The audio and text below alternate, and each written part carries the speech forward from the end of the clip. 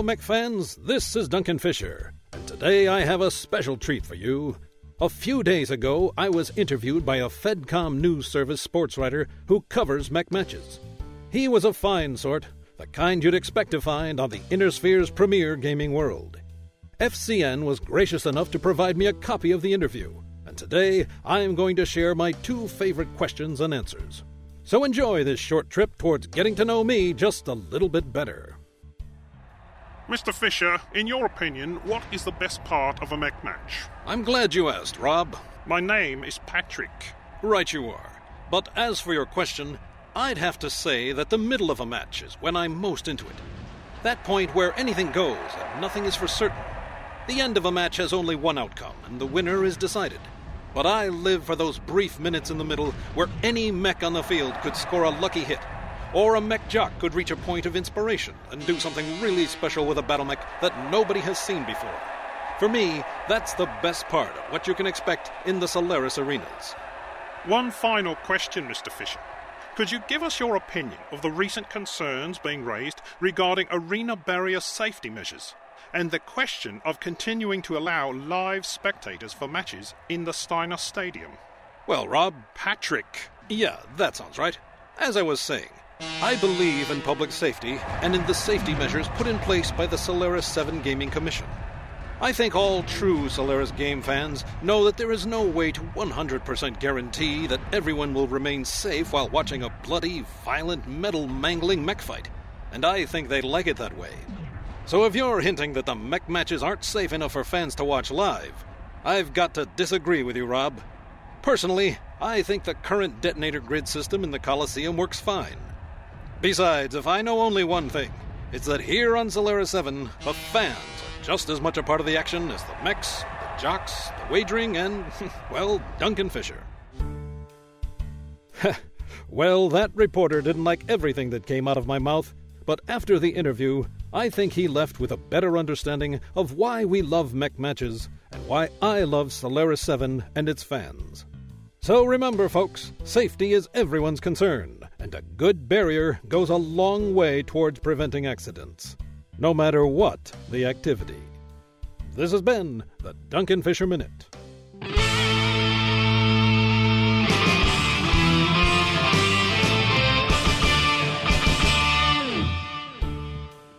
The Duncan Fisher Minute is written by David Martin, with additional material by George Ledoux. Produced and performed by George Ledoux and Voices in My Head Productions. Based on characters created by Ferret Baudouin and George Ledoux. Any similarity to persons living or dead is ridiculous. Prepare yourself for more face-melting, metal-stomping music. Armor will be pierced. Fluid will be spilled. Machines will fall. Warriors will rise. Animatronic brings you a soundtrack for armored combat. Available now from NoGutsNoGalaxy.net. Join the invasion. No Guts, No Galaxy is recorded in front of a live studio audience. This is an adult podcast containing adult language. Consider yourself warned. Welcome to the No Guts, No Galaxy podcast 122. My name is Phil, and I'm your host. Today is October 1st, 2014, and I'm joined by Daeron and today's co-hosts, Brandon and Tyler. How you guys doing, Daeron? I am doing well. California did not completely burn to the ground. The fire near me is pretty much cleared up, and I'm alive and well. So, another good day. Yeah, that was pretty crazy, by the way. It's like 20 minutes from your house. I was like, all right. Yes, indeed. All right, what about you, Brandon? What's going on with you? Not a whole lot. Just happy to be back. Happy to be here. Been a while since the last podcast, so. Yeah, it's been a minute. And, by the way, congratulations on your recent promotion. Indeed. You. Woo! Money, money, money. How many C-bills? Yeah, right? C-bills. A lot of C-bills. Excellent. And what about you, Tyler? I'm doing good. Everybody's gearing up for the next season of American Civil War, so that should be exciting. How's college? Doing good. This is my last semester here. Enjoy it while you can, man. You miss it. You miss the college life. And it's not, you don't miss tests. You don't miss exams. You miss being able to hang out with your friends anytime. Just enjoy it. But as Phil has proven, even post-college, you can still get crazy drunk on webcams. You can. Yeah, it's definitely true. And of course, I'd like to say a big shout out and welcome to everyone in channel. Big shout out to Aces Wild and representing there's at least like I want to say 20 or 30 of them at least. And everyone else here, appreciate you guys showing up live. And yeah, let's go dive into topics. We didn't have a recording last week. Oh, and I just want to preface this just so everyone knows. Daeron has agreed to this. If he does not have this podcast edited and out the door and on SoundCloud in 48 hours, that is Friday, I will be posting the unedited version directly on YouTube so you can listen to it. So 48 hours. And Daeron magically just edited that section out. Awesome. I already told, don't worry, I told the audience it up in the waiting room. So that's all right. Already know. Good to go. All right, so let's go dive in here. Lots of stuff came out this past week. I want to get your guys' feedback. First off, the Mining Collective. Why is it the? Can we just call it Mining? There are other mining collectives, but this is the Mining Collective. Yes. Yeah. It's the only one we fight over, dude. We don't even fight over the other ones. Yeah, screw the rest. It's not like there's, I don't know, a few thousand other planets in the Inner Sphere, right? All right, so let's go dive in here. The good and the bad. I'm going to list the good things. I love the verticality of the map. It's great. It's got brawling. It's got lanes of fire. It's got, flanking areas. It's dark. You can really harass people, sneak up on them. There's a lot going on, right? The bad for me, Bloom. Oh my God. Oh man, that's like my favorite thing.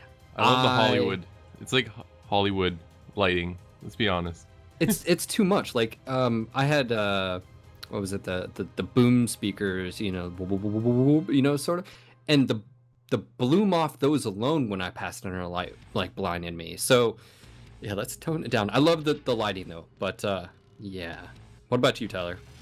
Yeah, I love the verticality, like you said. It's a light mech with jump jet playground in there, and there's a lot of good ways to play the map. I haven't figured them all out yet, but still doing science. Good map. Brennan, are you on the same, wavelength? Yeah, well, pretty much, yeah. But one of the things I want to point out is that skybox. Holy shit, that thing's amazing. If you hadn't have a chance to go on the map and just look up and look at the skybox, there's so much stuff going on. There's a moon or asteroid or something off in the distance with another whole colony on it that you can see, and just, oh my God, it's just so good of a skybox. Second of all, you can do a lot of movement on the map, which is what I like. I've been finding that you can actually get decent flanking maneuvers off as like a unit or as a lance. Like it's just a really good map for movement and just all around good. Tyler, were you going to say something about the skybox? Yeah, about the skybox. One of the first things I heard first time I dropped on that map with other guys is they looked up and saw that asteroid and they said, they want to fight up there. That looks awesome. Why can't we go there? Yeah, I think it's a great map all around. Brings kind of, obviously not so much in the long range combat, but brings a lot of variety. I love all the side passages, the hidey holes, as somebody said. It will be interesting to see, after weeks and weeks of playing, how it turns out, how the map is used, where people go the most, etc. But I think it's a great step towards new maps. And as much as I totally love that map, I'm also totally looking forward to the swamp map coming up next. Just curious, because maybe you guys can put a word in, but would there be any update to the plan? Because it still lists swamp at 40%, and it still lists Mech Factory, i.e. Mining Collective, at 80%. So maybe pass that along? Well, I did see some mechs floating in air, so maybe that map is still at 80%. I don't know. Do you hear the chickens? Anyway, I think that that's behind. It needs to be updated because I know for a fact that the swamp map is further along. Vlog video comes in. Indeed. Yeah, so again, I definitely like it. It's a step in the right direction. I think the one thing that's nice is the fact that there is so much cover, whereas on the other maps, you don't have that, right? We talked about it again, Caustic Valley, outside the inner caldera, you're really exposed, right? Terra Therma, lanes, you don't have these things, and that's really nice. So it is definitely, I know a lot of people were, there was some of you, people out there that negatives were a lot of reused assets and didn't really bring anything new to the table. But I will say I love the aesthetics, the mood it sets, the immersion factor, and of course all of the different areas. I really feel that ECM sort of harassment tactics really haven't been tapped into, because I've seen a few people do it, and it's just been so flippin' annoying with spiders running around, cicadas, bobbing and weaving with ECM. So yeah, try it if you haven't. Yeah, we can go ahead if you guys want to, looking at chat, if you want to go ahead and start calling the swamp map Bombadil's Chicken Farm. That works for me. Oh no, we're talking about how we need a new map, and it's going to be like just we're fighting over your chicken farm. Giant chickens. Don't forget the ducks. Space chickens. But anyway, they before these maps came out, or were in the beginning stages of discussing these two maps, they said that this map would be reused assets. So that didn't bother me at all. Already knew that was happening. I thought they did a great job. Hold on. You know what? There's no brown. Oh my God, there's no brown filter. There's nothing like that. Thank you. See, there's something. Yeah, you got that Hollywood bloom instead. Yeah, yes. Well, I'll take the bloom over the brown, to be honest. That's what I'll do. If I have to pick. But anyway, as far as reused assets, I'm totally cool with it because it's a unique map. It's a new map to the game. It adds different gameplay, and I'm all about that. Always one more map, great thing. But definitely looking forward to seeing the new assets in the new map as well. But even with them being reused assets, they don't feel reused. They feel new, more so than anything. I mean, there's a few things you can pick out there and there and be like, oh, that's from that map or whatever. But because of the lighting and because of the dynamics and stuff like that, they don't feel like reused assets. They actually feel pretty new. Stuff doesn't feel or seem as reused as in Crimson Straits, for instance, where you notice every single little building. Things are put together much better, I think, on the new map. I think one of the reasons stuff like Crimson Straits stands out specifically is there's not a whole lot of shadows and shadowing, right? There's just one light source, and it just sort of, great, just sort of blends everything out. Whereas on the new map, it definitely adds that sort of, factor of you literally have light and extremely dark areas, but very cool. Contrast, yes. Speaking of new, the Mad Dog. I want to get your guys' opinion about this. And did anybody else? You Mad Dog bro? Tyler, what about you? Mad Dog, it's clan mech, so first of all, it's very powerful. We'll put it there.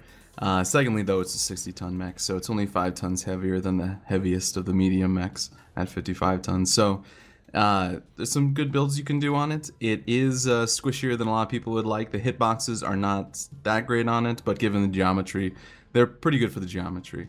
It can be a strong mech, situationally strong, but I've been enjoying it so far. I'll be picking it back up again today for sure. What about you, Daeron? Have you liked your Mad Dog? Yeah, with as far as how it's going to wash out in the end, obviously we need more testing, maybe some balance tweaks or whatever. But as far as just pure aesthetics, I think it's super sexy. I know some people have been complaining about the arm length and the barrel length or whatever. Yeah, but that kind of goes along with the way PGI's been building the lasers and the length and so forth.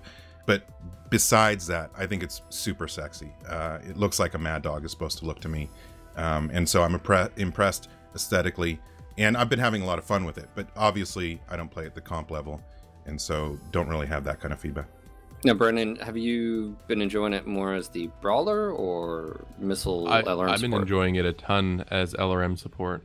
That's basically the role that I've pinned it in now. I mean, I got one build with the SRMs on it. I find it a little bit too fragile to do the striker build with. Like, you can get in, get out, that sort of thing, but to actually stay there and actually just consistently hit things, if you become the primary target, you just go down like that. Yeah, it needs to be a second line mech for sure. Exactly. It's definitely very much fit for a role of a support mech. So yeah, that's pretty much how I've been playing, just either LRM5s, LRM10s, or on the prime, put the 20s on, have some fun that way. But yeah, no, that's... What are you guys seeing more of out there? Are you seeing long LRM builds or SRM builds more? Both. I've seen equal of both. Yeah, I'm seeing about equal of both. I know most of the Aces guys have switched over to LRM builds on them, but just because we get more effect out of it, because when you're dropping in an 8-man or a 9-man or something like that, you can basically kind of tell like your 2 lights to tag people up, and then it's just over from there. Now, the one thing, there's a few things, actually, not just one thing. First off, aesthetics, it's freaking sexy. It is it puts to shame the Timberwolf, and I say this in sort of a critical way because the Timberwolf is the iconic clan mech, and I look at what they did with the Mad Dog. By the way, if you put 3 LRMs in a torso, it adds extra geometry on the sides and these missile tubes, all the details on the torso and legs and arms, and it looks a little bit sleeker, it looks a little bit meaner, and it literally outdoes the Timberwolf, and that's one thing I wish the Timberwolf was like sexier. I mean, case in point, sidetrack here. When you put SRMs on, 4 SRM 6s or 4s on the Timberwolf, it looks fugly as all get out. Like it just, it would have been great if they would have sort of done the same thing with the Timberwolf as the, Mad Dog. Sort of it incorporates the rounding of the torso on the sides and stuff. I don't know. It's just has very flat back geometry. And so again, hold on. Let me just finish. The Mad Dog, I will say, is probably one of the best detailed mechs to date in the game, I think. Obviously a dog lover. I'm just saying. Okay, so as far as usage, one issue I have with it is I don't like the arms. So that's why I like the LRM support, LRM 5s with mediums. And the reason I say I don't like the arms is if you are shooting at anything below basically horizontal height, you will hit the deck. So UACs, peeps, lasers, you have to shoot with your energy or arm-mounted weapons at anything at level and or above, or else just that low slung arms just hit the ground like every single time. Like even at like far ranges, you're like, oh, that should be clearing. Nope, it's gonna hit the dirt. So well, in terms of it looking better than the Mad Cat, I have to say, or the Timberwolf, at least that's going in the right direction. It would be way worse if like, oh man, this looks way worse than the Mad Cat Timberwolf. So at least they're erring in the right direction. They're getting better. So hopefully, like they've done passes at previous Inner Sphere mechs, maybe they'll make another pass at the clan mechs at some point. Like the rounded legs on the prime of the Mad Dog is really awesome. A little bulkier, like calf, section. All those little details I love about it. The sexiness of the Mad Dog makes me so, like somebody was saying right there, the King Crab, man. I can't wait to see that mech. Yeah. I know we're not talking about it, but damn. All right, so functionality too, I use the LRM 5s on it. I have tried SRM 4s and the Splat SRM 6s, and my main issue with it, Tyler, you mentioned, you can get in close range, but I feel like you have to be in a pack to be close range. If you're not in a pack, if you're dropping solo, I just feel like sometimes you just be caught out in the open, you can't close the distance, and there's no way for you to play that role. But also, if you are playing the LRM support role, you have to be mobile. Like, move with your team, that the ebb and flow of battle and choose targets and take them out, targets of opportunity and stuff. I've been doing a lot of just solo drops or 2-man drops with it, and I've been posting those up on YouTube, and it run around just being a primary LRM support. It's not just about just LRMs. I mean, it's positioning awareness, all that fun stuff, blah, blah, blah. But anyways, love it. All right, so next thing we're going to talk about is actually something that just, this is the second one we've had, but with a little alterations. Lance Challenge. I loved this. It incentivized 1111. It also basically gave you a boost if you used 1111. Across the board to give you like 1.5 times the points. I thought this was phenomenal, and like this TS3 blew up. We had to create 25 channels this time instead of 20 from the last time. Even more people were used. I love this thing. I mean, what are you guys' thoughts? I mean, is that just me or? Yep. Next just topic. You, Phil. No, I think the biggest thing for me was the incentive of the 1x4 rule set and the reward for doing that sort of thing. Because not only did I find that matches were a lot better for me, I found that finding matches were basically instantaneous when everyone was running 1-1-1-1-1. And so I would love to see that come back in again, or even maybe like variations of it depending. But yeah, no, I loved the incentive and the little bit bonus you get for running one of each weight class. what I really liked about it was that it seems to be bringing people together that are playing together that don't normally. And like you were saying, we had to create more channels than we had to create in the last time. I'm seeing people running together. I'm wondering, do these people not usually group? Is that why they're on our team speak? And, we were full. We were packed up there. I love seeing that kind of, people mixing with each other that maybe don't usually, which also... there's that the player run tournament that's been going on by Clan Novacat, where they're mixing teams. Basically people sign up and they mix people from different units and so forth. All this kind of stuff that gets people to interact with each other and play group type activities more in MechWarrior Online. I'm totally in support of. But I'm wondering, since this seemed to be improved over the last one, which maybe the 4x1 is the reason, maybe there's more. Are there more improvements we can do? One of the biggest complaints I've been hearing is basically the incentive just to take nothing but LRMs and that sort of thing. What I think would be interesting is maybe switch the rules around a little bit. Maybe reward assists a little bit more, but have no reward for kills or that sort of thing. Just kind of change it up a little bit. Can I interject here? Because go ahead. You said LRMs, and I've seen this term used. One person said Lermageddon earlier. I'd have to disagree. I didn't run into that. And yeah, you have teams that bring LRMs and you have teams that don't. But here's the thing, ECM and coordination. Like, you're in a 4-man group. If you don't take ECM and you're just hoping that another group does, that you're sort of like kicking yourself, in the leg. I mean, I don't know. I never had issues with just straight up LRMs at all. Maybe one match and then we beat them anyways. Like, it was basically like, hey, use those cover, it was on Crimson Straight. We noticed that they had LRMs. Actually, I just posted this. We noticed they had LRMs. It was with Kirisani and those guys. We noticed they had LRMs. It was on Crimson Straight, so we went under the pass. I mean, like... Sorry, I should have been more clear. I meant to get points rather than, actually, win and that sort of thing. It was all narc and tags, which is good. I like that. That's putting a roll on those sort of things. But if you want to rack up the points, you're almost forced to do that type of thing. Here's something I want to propose. I want to hear your guys' thoughts on.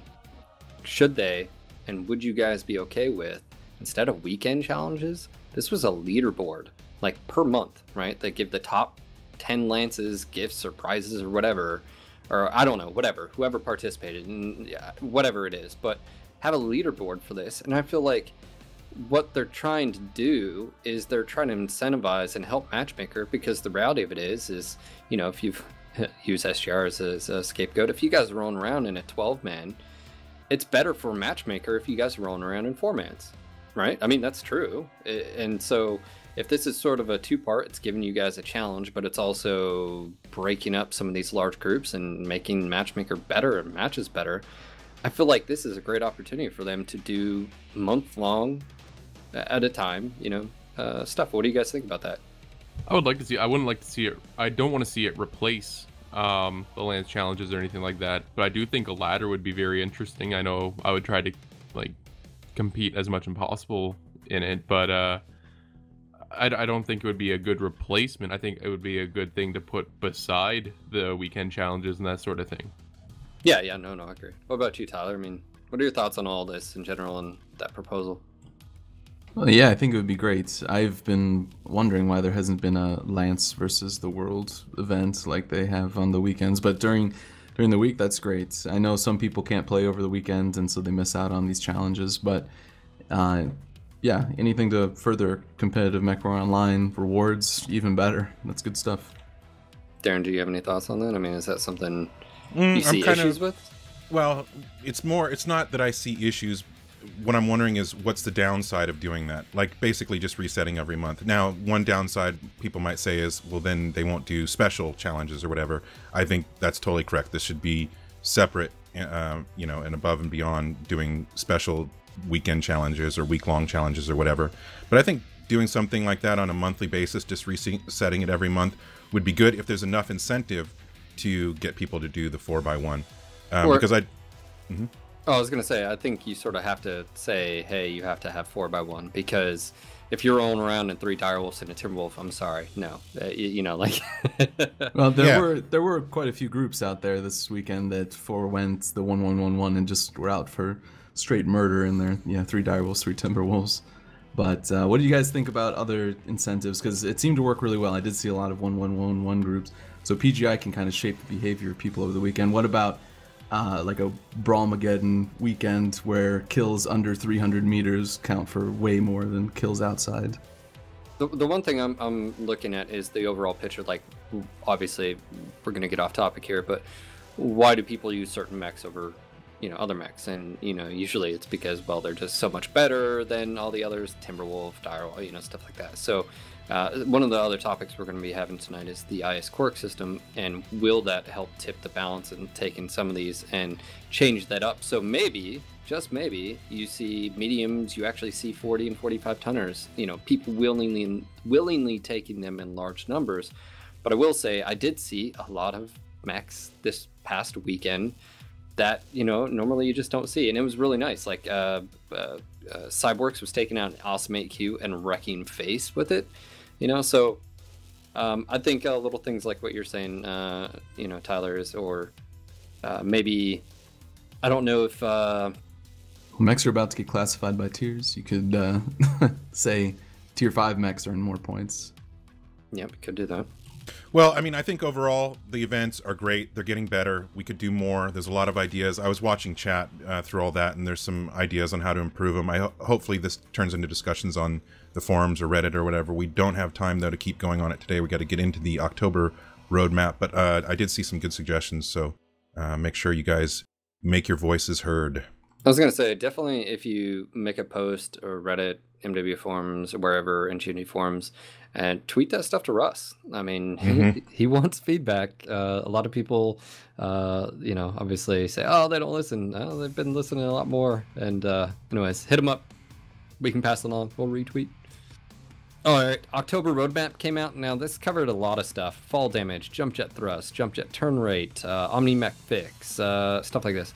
Fall damage, okay, cool. I think we can all agree it's going to help the lights and mediums. It needs to happen. Cool. All right, cool. Jump jet thrust. This is basically in the same regards as jump jet turn rate, but jump jet thrust, now turn rate is basically based on how many jump jets you actually have. So right now, as an in-game, you're getting the same benefit of if you had maxed out jump jets, which obviously if you only take 1 or 2, you should only get that 2 turn rate thrust. But what are you guys' thoughts on the jump jet thrust? Is that something you guys still want worked on? I mean, I know a lot of people still want, I want the Highliner to be able to, jump again and stuff, but isn't one of the sort of points he makes is, pop-tarting is where we sort of want it now, and that the reduction in it and that behavior is sort of, good for gameplay? The decline of the Pop-Tarts is from both having jump jets nerfed how they have been and the PPC projectile speed being reduced, so we'll see how this goes with jump jets getting stronger. I don't see Pop-Tarts making a major comeback, not in the style that sometimes it used to be, the 600 meter standoffs where people just jump snipe for the entire game straight. I don't think we'll see that ever again.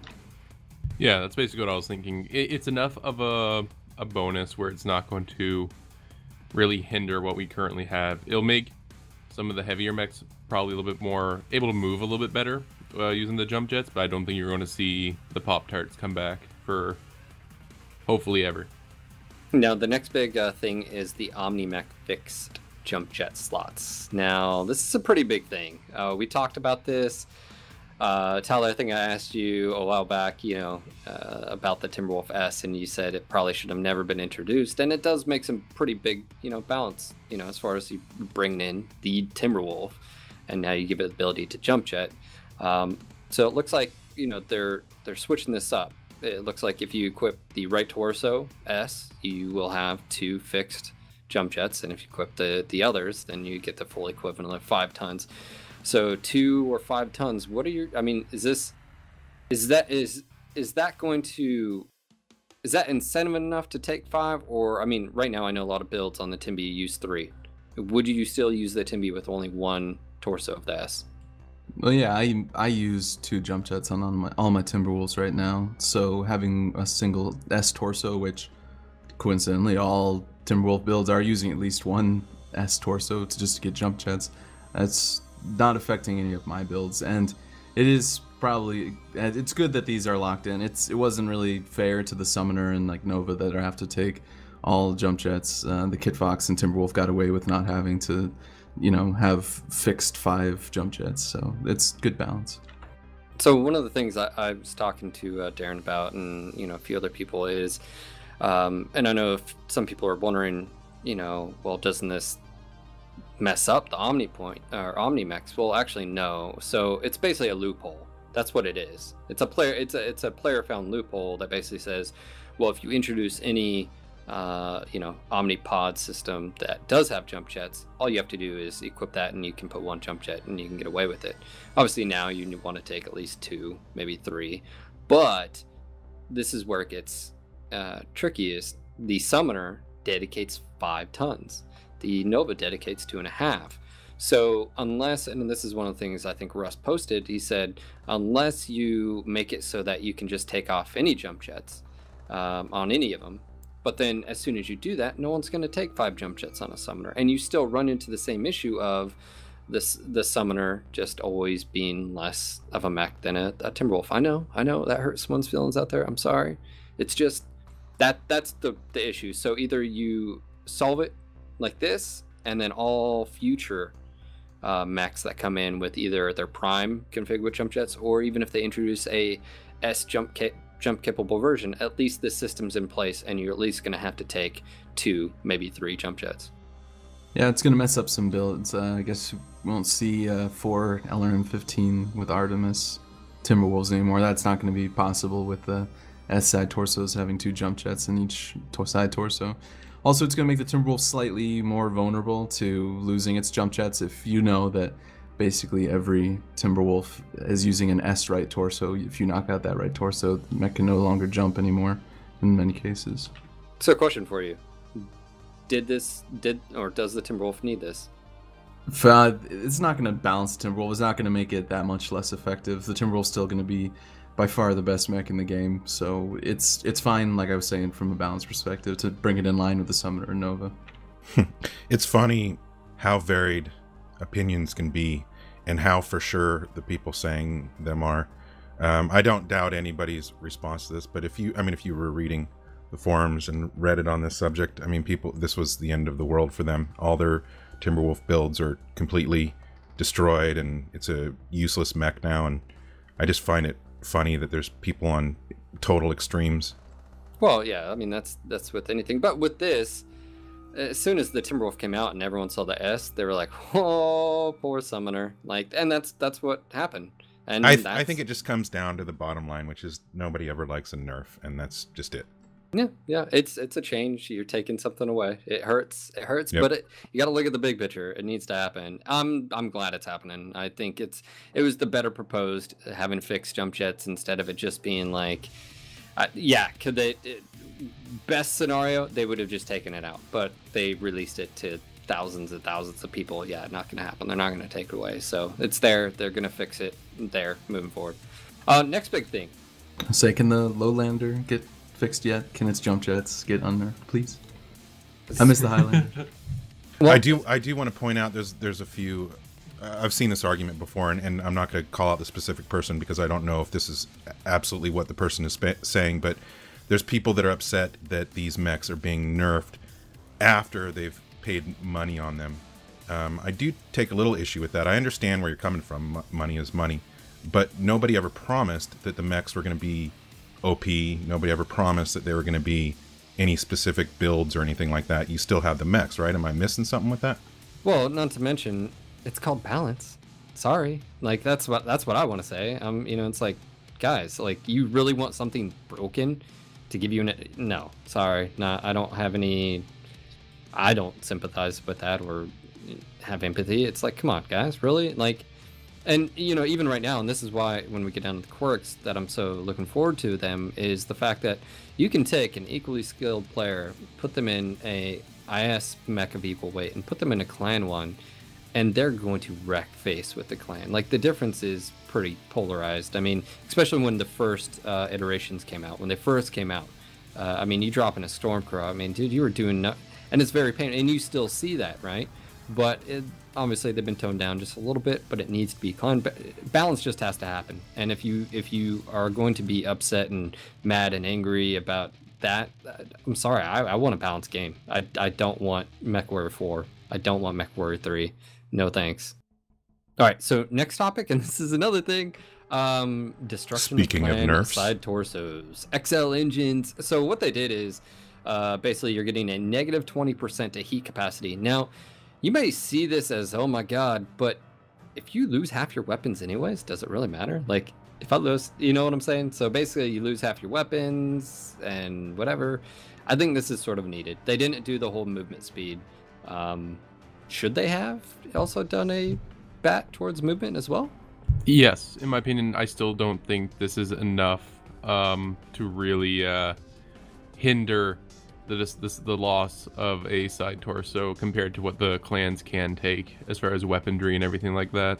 That being said, I actually approve of this. I'm way more in favor of baby steps, under nerfing than over nerfing or buffing even. I'd rather see them continue doing the small little steps, see how it plays out, unless there's so much evidence and data to back something up that is just, obvious. Well, look at the Stormcrow or like the Timberwolf, the laser vomit builds, right? This basically you have all double heat sinks in your torsos and in your arms. So if you lose your right torso, there goes a good 45% of your heat efficiency right there, right? But also 50% of your weapons for the most part. But then what it's happening is on top of that, it's negative 20% because the engine heat sinks, it's basically saying 20% of those were destroyed. So I think you lose two 2.0 heat sinks because all the engines at that size have 10 2.0 heat sinks in them. So just lose 2 double heat sinks or 4 single equivalents. Yeah, so I have to agree, Daeron. I think if they would have a lot of people would have been more upset. I think I'm agreeing with Brandon though. I think it should be slowed down because this is why it doesn't really change a Timberwolf speed and lethality. I mean, you could still dump out, but also I don't know. It's just one of those things where at least it's something. Well, it's there, right? We know that we could reduce the speed, and if after this goes in and after the Inner Sphere Quirk System, which we're about to talk about next, goes in, if there's still the need to adjust further, then we know that that's there and that's an option. He did say that was one of the reasons why they didn't do anything further. He referenced the fact of, he said, we're going to get the IS quirks in, but he also mentioned critical hits and critical hits to engines, and that opens the door to a whole nother plethora of things of, maybe standard engines have a lot of health and XL's I mean, you can go on, but the whole critical systems, you hear it every once in a while. You take a hit in the back or something, next your double heat sink's destroyed. So it does happen. It's not in your face like a tabletop game where, that's just, more part of the game, but, more. As long as they keep it just to heat sinks and they don't go towards the tabletop 3 engine crits and you're dead. Because I don't want to be shot center torso, just lose the armor. The person rolls 3 crits on your CT and you die from engine crits by RNG. Yeah. I do not want to see that. The less RNG in the game, the better. But I'm right there with Daeron, and I hadn't thought about it from that perspective yet, that I'm glad they're taking baby steps starting at 20%. I was asking to start at 33%, or that's what I was suggesting when I would just talk about it on stream and stuff.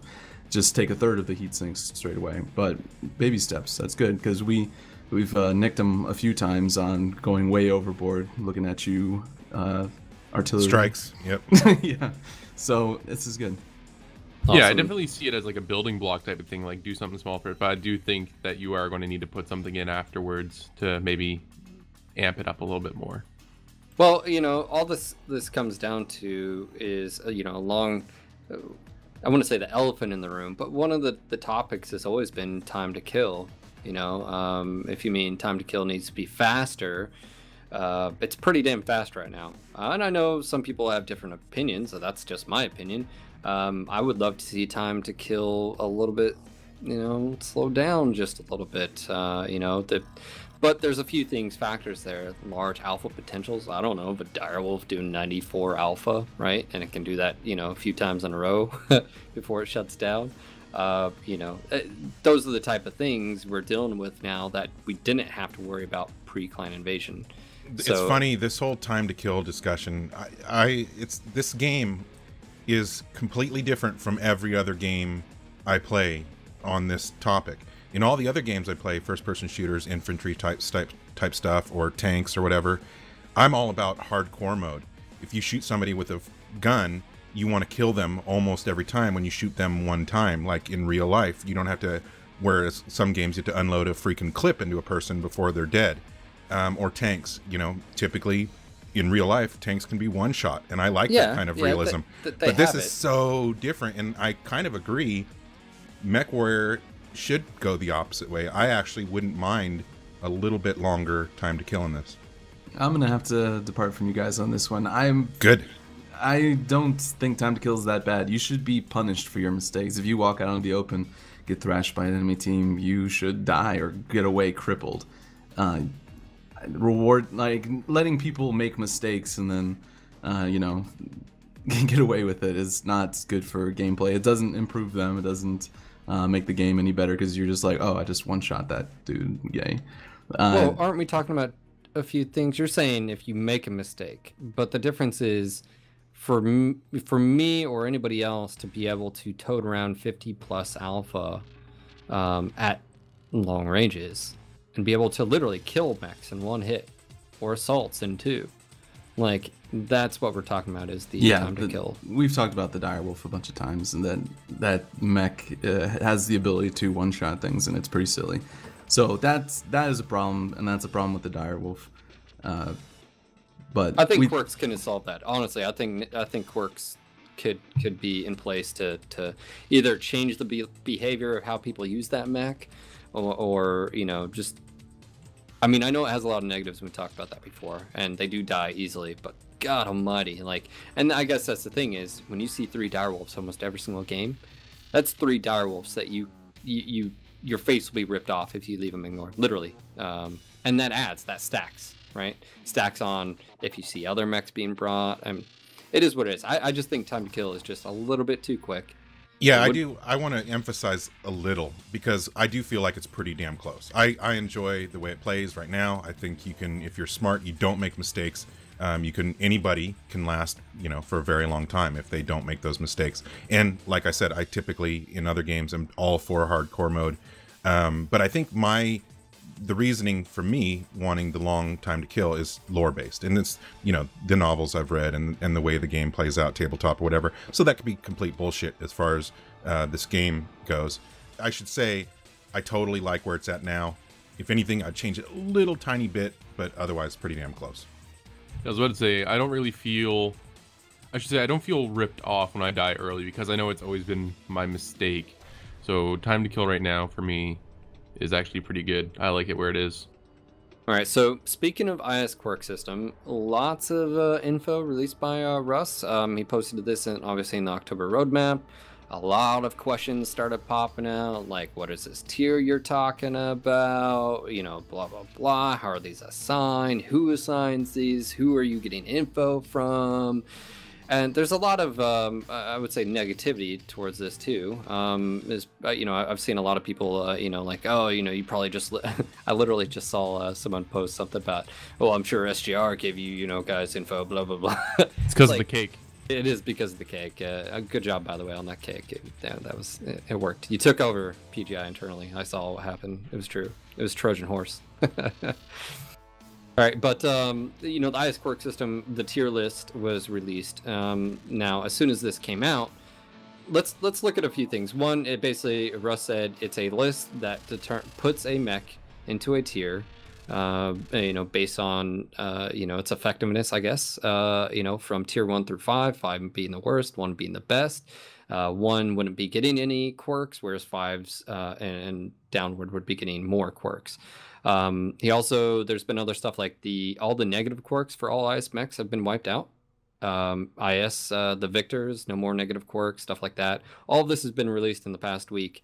And then he released this tier list. And the one thing for me that I thought was really cool was basically the reception from everyone. Veteran players, basically said, this list is actually pretty damn close. It wasn't, everyone has their own opinion about, oh, well, I think this should be a tier 1 or 2. But for the most part, they said, no, this is a pretty accurate list. What are your guys' thoughts on that? Well, first of all, and I think this is an important, like I've read tons of the feedback, and yeah, everybody has their opinion. This one should be moved up, this one should be moved down, and everybody's is different. But when we talk about its effectiveness in their tier system, do we know behind the scenes what that effectiveness is based on? Is it based on the weight tier? Is it based on Inner Sphere versus Clan? Is it based on just being on the team, how it performs against all other mechs? Do we know this info? Well, I think at the heart, it's basically, I think what they were trying to do is they're looking at the effectiveness of the actual chassis, like per weight. I think that's what they're doing. They're just looking at the mech and saying, how well does this thing do overall, and in the current, stage of the game. If you're taking a Jenner 7F, would you be saying how well does this perform compared to other lights, or how well does this perform just in a match altogether? I'll probably say other lights. I think that's where it looks like this is. I mean, that's what I figured, but yeah. I mean, when you look at them, yeah, someone could say, well, you can't compare an Atlas to a Commando. No, but what you can do is you could look at every single one. Well, anyways, so this tier list came out, and a lot more questions sort of pop up from him, and he did answer a few. For instance, he talked about the Hunchback. Specifically, he talked about it may get a velocity or a cooldown increase on the AC-20s, and this is my thing pointing this out is we've talked about this time and time again on the podcast of, if you look at mechs in the eyes, Tyler, pipe in here. If you look at just all medium mechs, right? The Shadowhawks and the Griffins, that's what you guys go to, right? It's because they can do everything the others can do and better, right? More armor, Correct. More protection. They can carry more weapons, so they can take the standard, all this stuff, right? So if you look at the examples they provided, it's basically saying, okay, well, in this case, the Hunchback will be able to do an AC-20 better than a Shadowhawk, right? Basically, that's what it's saying. It's saying that this Hunchback, to make up for that discrepancy, is going to be more effective with these weapon systems. Now, I heard people say, oh, well, you should give them generalized. But my one thing with this is, if you generalize everything, you're in the same boat as you are right now. Like, a Hunchback will never be better than a Shadowhawk. And that's where or I feel even like, among its own the Hunchback 4H would still be better than Hunchback 4G. Yeah, and that's where, I know, there hasn't been a ton of info released on this, and I'm really excited for you guys to see everything behind the scenes. But, from my perspective, give each mech a unique sort of, role for what it's doing with its weapons. And I feel like you guys, are really going to enjoy this. You're going to see more as it comes closer, and Russ will release more info. He also talked about the dragon, and someone made the exact example. He said, well, all these dragons are tier 5 except for the Fang. Well, you should give them generalized. I don't want to take a Goss or an AC-5 or an AC-10 with that setup. That's not how I roll my mech. Well, guys, if you give generalized, all dragons would be the same. There would be no difference in the dragons if you give them all just generalized. So I think... Well, I think there's two things at play here, and they're both positive. Number one is there's the opportunity here to develop role warfare further by making specific variants more unique in their bonuses and so forth. And then the second thing is, this is just basically an Inner Sphere buff.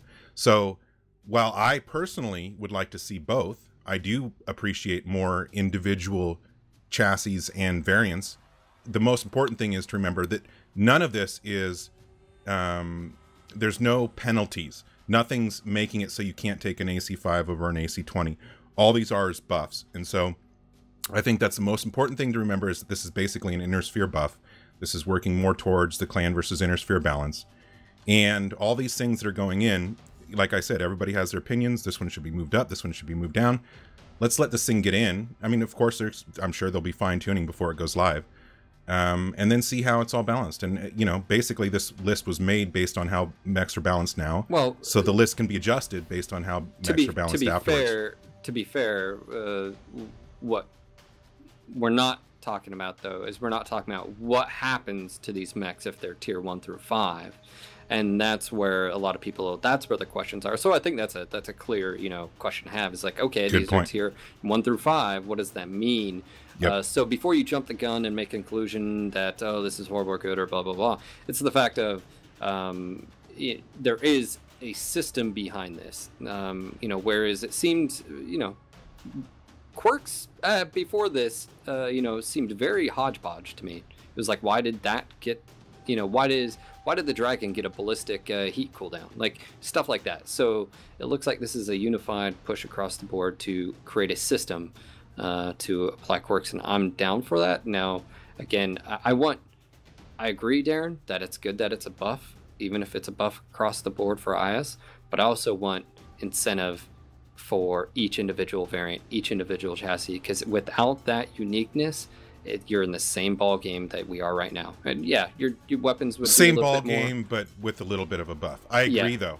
Like I said before when I was saying that, I totally agree. I want both. I want the mechs to be more unique. I want them to be more role based. So I'm all for it. I mean, I think it's a great thing. I can't wait for this to be implemented. And I saw a few people like, oh, I don't want to take I want to take 3 AC2s on my Hunchback 4G. You still can. It's like, well, you still can. Well, I'm not getting the bonus for it. You weren't before. And the cool thing that sort of refer this to, I think it's funny, G-Man was posted, but he made a reference towards like EVE Online, and this seems to be sort of calling that. It's helping balance mechs using quirks, and I think that's one of an awesome things. And speaking of the awesome, look at what simple quirks did for the awesome, and those were generalized. But the only problem is right now, if you generalize the quirks on the awesome like they are right now, which one's the best? The 9M. That's where I feel like they need unique quirks. So some quick mentions before we go and wrap it up. We've got the banked premium time monthly activation. This is huge. Finally, it's here. Utilize it. I know a lot of you guys have wanted. I know there's people like over 300 days, so it's finally in. Does someone know if your time has already been like queued and it's going down, but you still have hundreds of days or whatever? Can you activate this and it stops it for each month? Is that how it works? So if it's already running down but it's still banked, you can stop it and do it per month. I don't know. That's no idea. So right now, if you had 300 days of bank time and it's still there, but it got activated for whatever reason, that's no longer banked. Is that? Seems that's what people are saying. Yes. I think that's Well, if you have a problem with that, email Sean Lang at NoGutsNoGalaxy.net. What?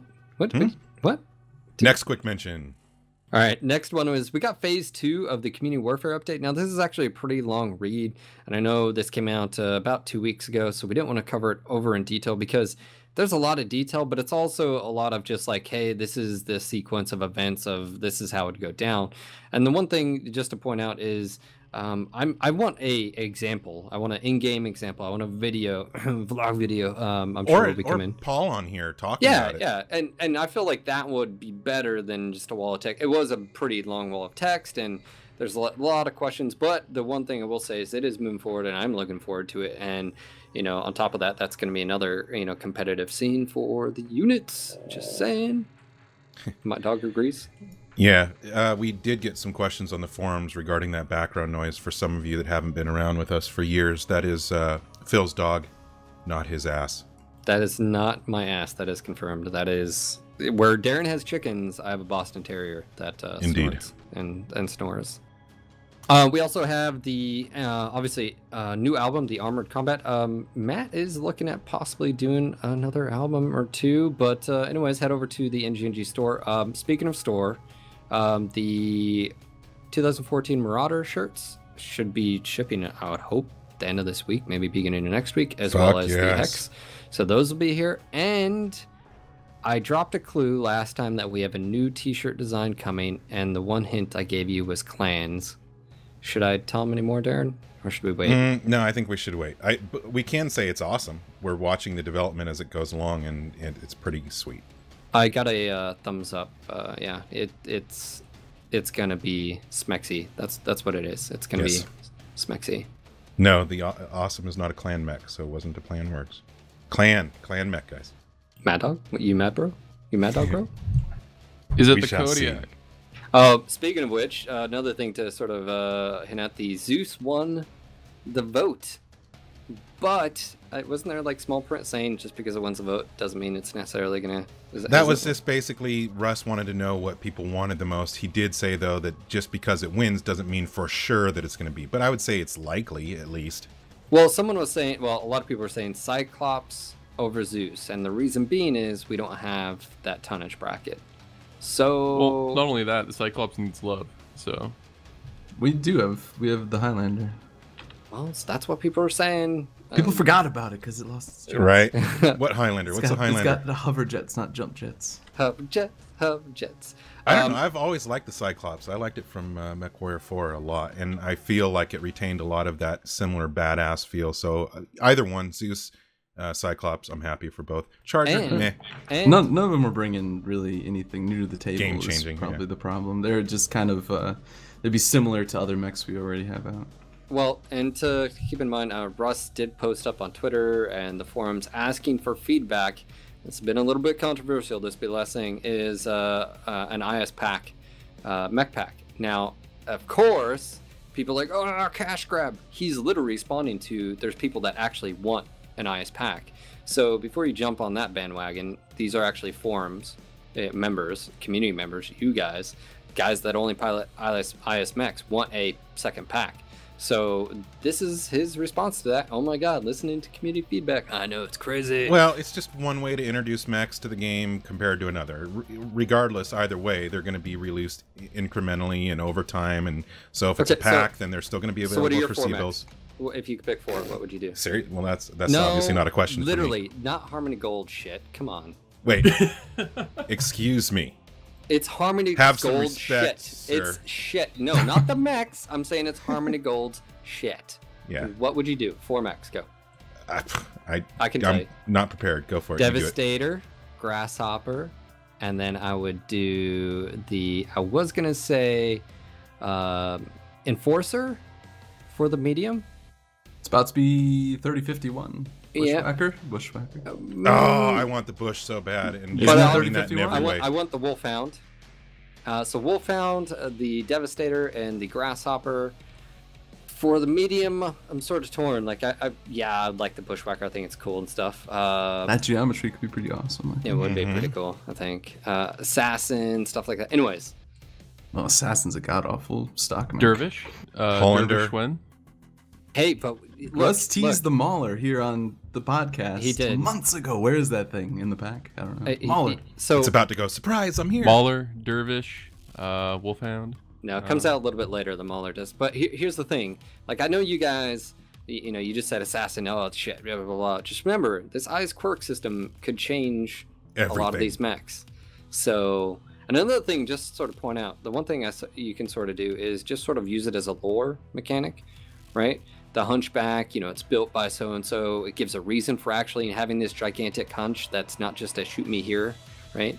All those little things. It's the little things, man.